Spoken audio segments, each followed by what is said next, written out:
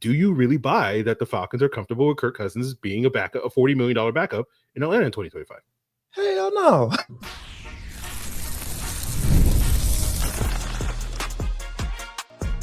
You are Locked On Falcons, your daily Atlanta Falcons podcast. Part of the Locked On Podcast Network, your team every day.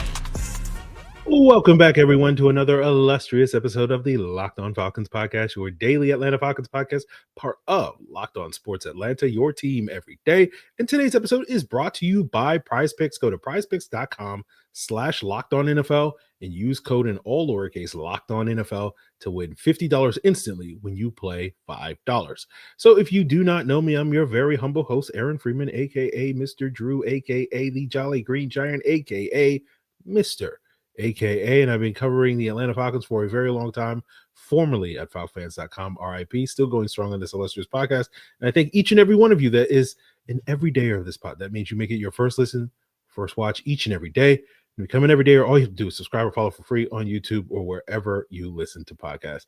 And Jarvis, I am smiling because I realized that I have a new AKA based off of what we talked about on Locked On Sports Atlanta earlier today. So maybe we'll get into that a little bit later in today's episode. But if you missed that episode of Locked On Sports Atlanta, and of course I'm joined by Jarvis Davis, the illustrious host of, producer extraordinaire, behind the scenes so much on this Locked On Podcast Network. But you can find Jarvis all over the place over at Locked On Sports Atlanta. We did a live show on Thursday afternoon, shortly after the Terry Fontenot press conference. And so, if you want to get sort of more in-depth looks into our thoughts on Terry Fontenot's reaction to some of the questions, the hard-hitting questions on the local Atlanta media, you can, of course, check that out. But we will, of course, for all of you everydayers here of Locked On Falcons that haven't decided to become everydayers of Locked On Sports Atlanta, we will give you our insights here on Locked On Falcons. We'll talk about the offseason priorities as well, in addition to all things going with Terry Fontenot's press conference. But Jarvis, we got to start with what to me was the big sort of story coming out of that press conference, which was that Terry Fontenot and the Atlanta Falcons are very comfortable with Kirk Cousins being a backup quarterback this year. And so I asked you, Jarvis, I already know your answer because we already talked about it, but for the people out there that don't know your answer, do you really buy that the Falcons are comfortable with Kirk Cousins being a backup, a $40 million backup in Atlanta in 2025? Hell no. Ain't going down like that, bro. Like, I know people love Kirk, everybody that I talk to or former colleagues and everything that cover this team and have talked to Kirk and just kind of been really dug deep into, what's going, having a pulse of what this team and talking to him. I know he's a nice guy, man. He's a nice guy. Everybody likes him. I've had interaction with him. I talked to him off the record and everything like that. He's a really super dude, but he ain't that doggone cool. I'm sorry. There's no way this man is on this roster. And when they make final cuts, in July, and they're getting ready to start playing, they would make the final cuts in August, and they get ready for as they get ramped up for the regular season. There's no way that happens. So for me, I feel like that stance, like he even went as far as to say he expects Kirk Cousins to be the backup quarterback. And I just feel like that was just drawing a line in the sand to say, yeah, man, we willing to pay these little $10 million. There ain't no money. We already got it. It's already in the budget. And I even used the analogy on Twitter. I'm just like, man, everybody going crazy about, oh, he's comfortable with $100 million not being on the field. Yeah, man, you comfortable with that $700 car note when your transmission go out and you ain't got the money to get it fixed, right? I've been there. You still got to pay that car note. I've been there. You know what I'm saying? I remember those times. You know what I mean? So I feel like, for people to make that much of a big deal, I think you kind of missing the point. The point is the man is saying that they're willing to pay that little extra money, a little $10 million, to keep him on the roster, give him the roster bonus to work out a trade so everybody can be happy. So, yeah, go ahead and make your phone calls if you're interested in having a bridge quarterback, and let's see if we can get this thing moving on. Yes. Yeah, I think it just boils down, like Terry Fontenot has to say that. Sure. Yeah. For these trade negotiations, because if everybody goes into the trade negotiation knowing that, well, you're just going to cut him if we just wait you out, then basically when, they're negotiating a trade, they can be like, oh yeah, we'll trade for Kirk Cousins. What's the lowest that like 2047 7th round pick conditional if Right. Kirk Cousins is on the roster in 2038 or something like that? Yeah, we'll give you that or something like that, just like the low ballest of the low balling offers. Absolutely. And so in order for you to have some negotiation stance going into those trade negotiations, that will, I think, inevitably happen over the 10 weeks or whatever it is, but between now and when the Falcons will have to pay that $10 million roster bonus that will be kicking guaranteed money into 2026, not 2025. I think the Falcons will say, yeah, we're very comfortable with keeping Kirk Cousins in order to help their negotiation stance. But ultimately, as we explained on Locked On Sports Atlanta, ultimately Kirk Cousins' future is in Kirk Cousins' hands because Kirk Cousins has a no trade clause. So even if the Falcons do get a team to agree to a trade, Kirk Cousins has to agree to that trade in order to make it happen and waive his no trade clause. And in addition to Kirk Cousins being the backup in Atlanta, if Kirk Cousins goes to this organization and says, I ain't doing that, I ain't going to be the backup quarterback here in Atlanta, well, guess what? The Falcons are going to have to make a choice where it's like, either we can hold this man hostage for the rest of the season out of spite, or we can do the thing that everybody thinks we're going to do and cut him loose. So it's really up to Kirk Cousins, and shout out to his agent, Mike McCartney, who is got to be the best in the biz. This man is an all-timer, right? He will never go without a client as long as he's breathing and wants to still do this agent thing. Like until he gets tired of collecting these doggone that percentage, you know what I'm saying? That agent percentage, dog. Like this man will never thirst for any clients, and he will get the best of the best. Yes. I promise you, going forward, I would not be surprised by that at all. And like you said, man, another thing, I think you bring up a great point when you talk about because they have no leverage, right? It's all in Kirk's hand, so they have to do something. They have to be willing to do something to bring to the table. Say, hey, man, shoot, bro. We can keep you as a backup. We'll guarantee that we'll pay that little $10 million in 2026. You know what I'm saying? It's already in the budget, baby. You know what I'm saying? It's already in the budget, So what you gonna do? Yeah. You know what I mean? So I think this is a negotiating ploy. He was being a politician, when he was speaking at the presser and saying, man, I'm willing to play a little hardball. I should have played hardball with that no trade clause.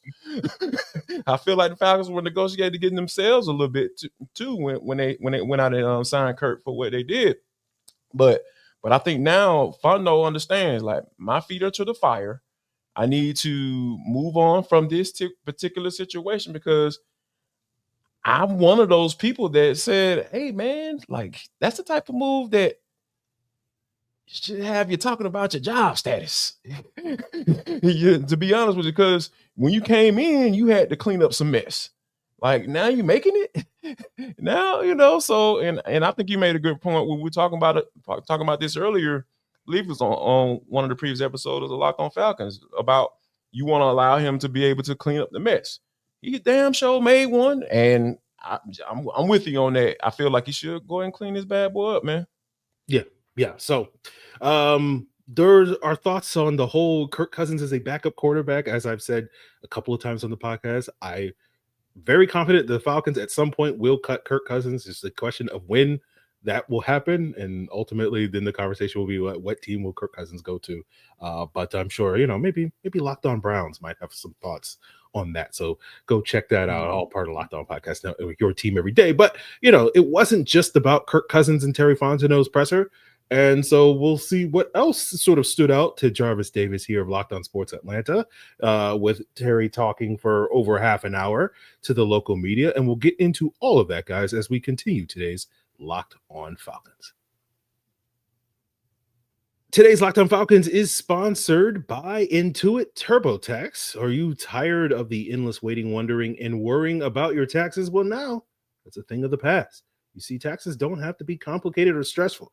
TurboTax is here to change the game by matching you with a TurboTax expert who can get to work on your return right away. No more waiting for answers. No more wondering if you're missing on deductions. Whether you've got one form or 20, TurboTax experts are going to give your taxes their undivided attention while you get real-time updates on their progress so you can focus on what matters.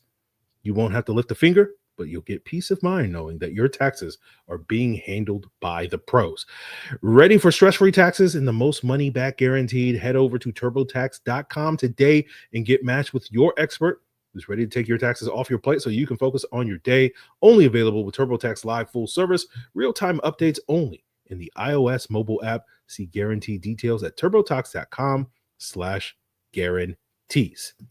And it is playoff time. And if you're like me, you want to get the most out of these final weeks of football action. And that's where PrizePicks comes in. Because if you love football and you want a chance to win real money while watching the games, PrizePicks is the place for you with their daily fantasy player projections. Because PrizePicks, it's simple. Just pick more or less on the player stat projections like total passing yards or rushing touchdowns. And you'll have a shot of up to 1,000 times your money. With over 10 million members and billions in winnings, it's clear that the people are loving this platform. I've been loving this platform all season long because I've been making, not billions, but, a decent amount of money, taking that more on Darnell Mooney pretty much every chance I have gotten. And you want to have a blast too, all you have to do is download the PrizePicks app. Use code LOCKEDONNFL and you'll get $50 instantly after you play your first $5 lineup. Again, use code LOCKEDONNFL to get $50 instantly after you play your first $5. PrizePicks, run your game. So continuing here with Jarvis Davis of Locked On Sports Atlanta. Jarvis, what was your biggest takeaway from this Terry Fontenot presser? For me, I don't know if there was anything other than the Kirk Cousins commentary that really stood out to me.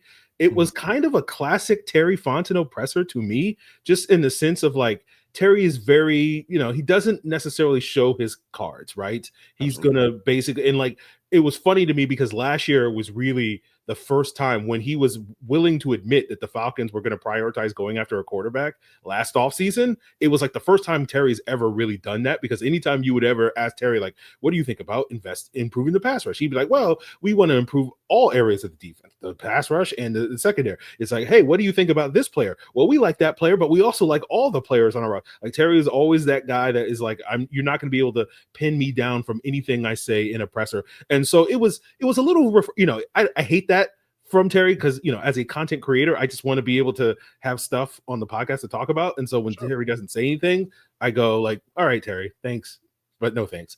But at the same time, it was kind of a little refreshing to get the old Terry back to basically just say nothing. But I'm curious if there were other things that you, as a content creator, were able to pick out that you can say stood out to you from some of the things that Terry Fontenot said in that presser. He did mention Arnold Ebiketie in, the development that he had towards the end of the season. He talked about Caden Ellis, as well. But what do those two guys have in common? They can rush the passer, right? They have an ability to get home. They've proven that. But he said that's not enough. They need more. So for me, that says he said a lot right there. You know what I'm saying? Because me, I am longing for the day, like, for them to draft a pass rusher in the first round, a guy who can come in and have an immediate impact. You don't have to wait for him to develop and ride the short bus for the first couple of years, that he's in the league. You know what I'm saying? I ain't gonna let y'all know who I'm referencing. Make sure y'all check out all the shows on Locked On Falcons. Y'all know exactly what I'm talking about, or who I'm talking about. But yeah, man, like, I am feeling it, man. First round pick. It's going to be an edge rusher this year. It's going to happen. Okay. Well, Jarvis, I said this on yesterday's episode. It's going to be a first round. You're right. It's going to be an edge rusher, right? And I said on yesterday's episode that we're going to spend the 3+ months or whatever between now and the draft talking about all the different possibilities that the Falcons could take in the first round. But at the end of the day, it has to be a pass rusher of some sort, right? And most likely someone who rushes from the edge. But saying that, Jarvis, do you feel like you're setting yourself up for another disappointment by being like it's definitely going to be the thing, or is there any part of you that is worried that Terry Fontenot's best player available approach is going to completely undermine your entire, perspective this offseason? I feel like the only thing that can undermine my perspective and my seemingly pure optimism that he's going to finally break down and value that position is that mofo trade back. I feel like it's I feel like he's gonna do that just to mock me. No pun intended, right? Because like they don't have that many picks, man. like he's gonna have to hit on 75% of them Jones, bro. Like he gonna have to hit, dog. Like, and when you talk about, trading away the 3rd round pick for Matthew Judon, who's a free agent, and you're not gonna bring him back, and that's a 3rd round pick. And if you can have a little glimmer of hope, hey, we're getting Braden Trice back. He was a 3rd round pick last year, and this is gonna be his rookie year technically. And I saw a little something from him. I was like, okay, I kind of like what I see. But again, that's a development guy. Like I don't feel like he's gonna come in and have an immediate impact as soon as he steps on the field. So I feel like, man, that's the only thing to me that I feel that this mofo says, you know what? Somebody called me and they say they give me a 3rd round pick. They're trying to bump up from 25. You know what I'm saying? I jumped down to 25. I feel like some guy will be there that I really, really, really, really like. And you'll give me a 3rd and a 5th. Yeah, man, come on with it, man. I'll take that, man. I need those back anyway. So, yeah, that's the only thing that I feel that'll kind of throw a monkey's wrench in that whole situation.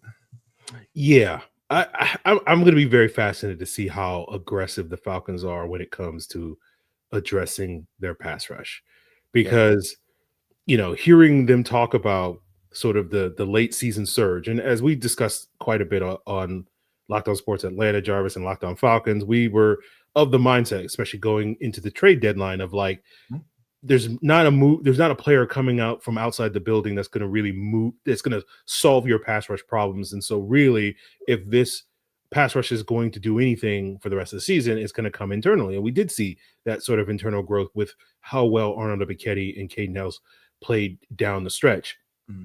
But my worry about that is the sort of same classic Falcons complacency of being like, hey, our pass rush was number 2, because I think that was something that Terry mentioned in today's presser about, like, in the last however many games, they were like number 2 in the NFL. And my worry is, like, I don't think they're going to ignore the pass rush, as you said, Jarvis. Like, he clearly indicated that they want to get better there, but I am a little bit nervous about, like, all they're going to do is use that 1st round pick on the edge rusher, and it's like, again, that's a good move, but like, I think you need 3 or 4 more guys up front than necessarily just one guy that's going to solve all your problems. Man, you speaking my language, because I'm all for, I don't want to see a savior, right? They can draft a guy in the 1st round, Mike Green. I'm just throwing a name out there. First name came to mind. Mike Green comes in, they draft him 15th overall, whatever, give you 12 sacks. But if you end up with 25, you know what I'm saying?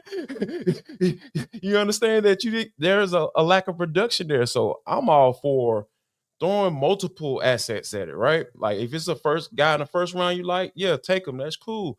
If it's a guy that you're on the edge in the 2nd round and you're saying to yourself, okay, there's a corner right there that's almost in the range where we'll feel comfortable taking him, but it's a doggone another edge rusher that's sitting right there and he fell down for whatever reason, shoot, man, I gotta go best player available and take that doggone edge rusher, man, because I'm about building. I'm tired of the Band-Aid stuff, the Justin Simmons of the world, the Matthew Judons and whoever vagabonds, Lorenzo Carter, no shade, but I'm tired of that.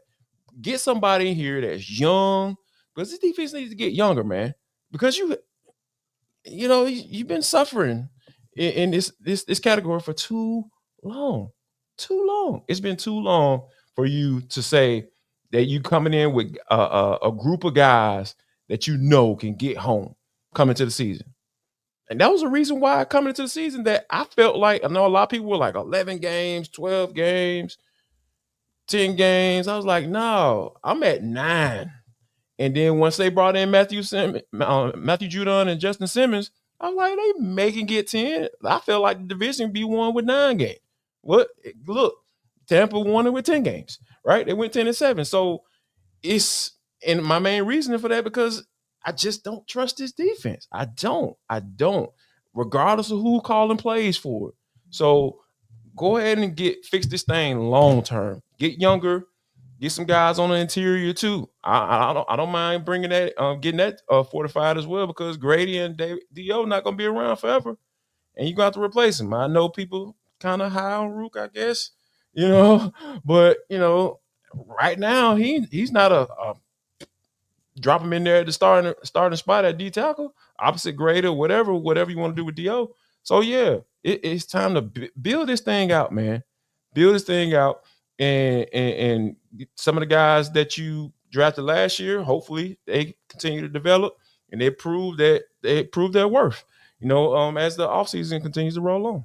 Yeah. So talking about the need to upgrade the pass rush, I think we kind of answered my next question for you, Jarvis. What's the priority? Do you start, build it front to back? I think we firmly answered that question, but I am curious to sort of see what's sort of number 2 in that priority, because I think we're all looking at all levels of this defense as getting better this offseason as a big part, because we know, a lot of optimism about the Falcons' youth and potential upside on the offensive side of the ball. Probably not going to see a whole lot of changes there, in terms of that. Maybe one particular player might be on his way out, a former first-round pick, perhaps. But we'll talk about the Falcons in the coming days and weeks. We'll leave that aside. We'll focus mostly on the defense. So we will wrap up today's episode getting Jarvis's thoughts on what is sort of number 2 on that priority list on the defensive side of the ball. We'll do that to wrap up today's Locked On Falcons. So from the big upsets to the game-winning drives, the NFL playoffs are better with FanDuel. Because right now, new customers can bet just $5, guys, and you'll get $200 in bonus bets guaranteed. That's $200 in bonus bets, win or lose. And of course, the FanDuel app is going to give you everything you need to place live bets on the NFL or really any sport, whether it's, same game parlays and so much more. And we love those same game parlays, especially with the NFL playoffs coming up. And I love betting against the first time playoff quarterback. So I'm looking at you, Jaden Daniels and Bo Nix and Sam Darnold. I'm looking at those other teams that are playing your teams and betting on those guys. I might put together a 3-leg parlay. But of course, when you put together a parlay where you bet a little and win a lot, it's always gets ruined when 2 of those teams win and the third team doesn't. So you always got to find ways to hedge. And that's the beautiful thing about FanDuel. I can find many different ways to hedge by going over to FanDuel.com today, and I'll get started with $200 in bonus bets. That's FanDuel.com. Make this playoff season unforgettable with FanDuel, an official sportsbook partner of the NFL. So as we just discussed, offseason priority number 1, pass rush, get younger, get better up front. But Jarvis, I look at linebacker, I look at corner, I look at safety. The Falcons have a good player at all 3 of these positions. Well, I'm looking at you, Caden Ellis. I'm looking at you, AJ Terrell. I'm looking at you, Jesse Bates. But everybody else, I don't know, because we spent most of the season talking about, hey, is this the week that Troy Anderson or Nate Lamon or JD Bertrand's going to step up? Is this the week that D. Alford and Mike Hughes and Clark Phillips steps up? Is this the week that Justin Simmons makes his presence known? Hey, DeMarco Hellams, hey, we need you back, buddy, because Lord knows Richie Grant ain't the answer as that dime safety. So I'm looking at all 3 of these positions as positions of need for the Falcons. But if it's you, and Terry coming to you and saying, hey, Jarvis, where do we start after we get that pass rusher, right? After we invest in that pass rush, what is the number 2 priority in terms of upgrading this defense? Linebacker. It has to be that for me, because when you looking at some of the contracts with those guys. They Lamb is a free agent. You got Troy Anderson going into his last year of his contract, right? He'll be a free agent in 2026, and he hasn't been able to stay on the field. So anybody trying to make a case for him to count on him to be there, just to be eligible, just be healthy. That's one thing. And then healthy and productive, and being a difference maker, that's a whole nother conversation that I'm not willing to have, because I know how I feel about Troy. You know how I feel about Troy. And I hope y'all know how I feel about Troy, because I just don't believe any of it, right? I don't believe any of it to be true. So I feel like you need to start there. When you talk about going ahead and fulfilling the prophecy that I've been trying to give these guys as far as pass rush. Do you know Jared Verse made the Pro Bowl in his rookie year? I might have heard that to the grapevine. I don't know if maybe a certain person might have texted it to me or something like that, be like, hey, what about this? But yeah, I might have heard something about it. Braden Fish, he doing his thing out there too. Yeah, I heard about that too. Yeah, someone. I just know this person who constantly is reminding me of these Rams young pass rushers. I don't know who that person is. Just saying. Just saying. They had a chance to draft too. Yeah. Yep. But anyway, we're gonna stop being petty. Linebacker. Yes, they need somebody that can run and hit and be effective in pass coverage as well. Because I talked about how, on Locked On Falcons before, and on Locked On Sports Atlanta as well, like how they had 3 different linebackers with one solid asset, right? Like one solid trait that can make them be effective in the NFL. K. Nellis rushing the passer. We saw once he got put in the position to be able to do that on a consistent basis, highly effective. Got Nate Lamb in the run game. He's the guy that's going to read and react, come downhill and go get it. Troy Anderson, pass coverage, right? Athletic, fast as all get out. He can turn around with some running backs in the league and keep up. But I feel like, man, you need to be able to combine all that into one. Can you find a guy that can do all of those, right? And there's a guy down there in Athens, about an hour away from here. He can do all 3 of those, I feel. So I feel like that's where they need to go as far as for the linebacker spot, just from a depth standpoint, because not like a J.D. Bertrand. No, I ain't talking about that. I'm talking about some high ceiling type guys, right? And you can find those in the first and second round, right? Fourth round, you can find those guys in those things. You just got to do your homework, got to do your research, right? It got to be out there. So yeah, I'm all on board for getting some real talent, a guy with multiple traits that show that, hey, he can be an effective playmaker in the NFL on the defense side of the ball. I think that's a great place to start. As I said, they need help all over the defense. So it ain't where you start, it's where you finish. And so hopefully, they start with the front, finish with the back end, and hopefully that will lead to this defense making significant improvements this offseason. Jarvis, any parting thoughts for the listeners as we leave them for this, incredible wild card weekend of NFL playoff action? We will sort of know who will be squaring off in the national championship game in Atlanta, next 2 weeks from now, whenever that game is. Any parting thoughts for the listeners before we duck out of here? I had a thought, and Tori, who appears on Atlanta Football Party on Mondays when we go live for an hour, so make sure you guys check that out. She said something that was very interesting in an interview with the local on 92.9 The Game, the local Falcons affiliate here in Atlanta. She thinks that the Falcons aren't going to make any moves because they haven't made them now. We're almost 7 days removed from the end of the season. Do you see the Raheem Morris stands pat? Is that even possible on with the coaching staff?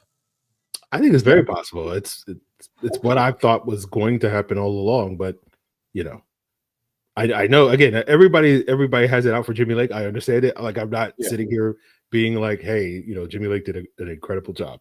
But like, that's his boy. Like, that's his guy. And so I feel like he's hurt. To me, as we discussed on, I think, Monday on Locked On Sports Atlanta, like, I could see him adding to this coaching staff, but I don't know if he's going to subtract from this coaching staff in the ways that I think people are, like, maybe an offensive assistant or something, quality control coach, that moves on or something like that. But yeah, I don't necessarily expect him to completely, tear this thing down quite yet. Yeah, man. I just don't see Raheem having to take his hands off this defense and it still run like he wants it to run and for it to be effective. And I feel like we saw that in that Carolina game.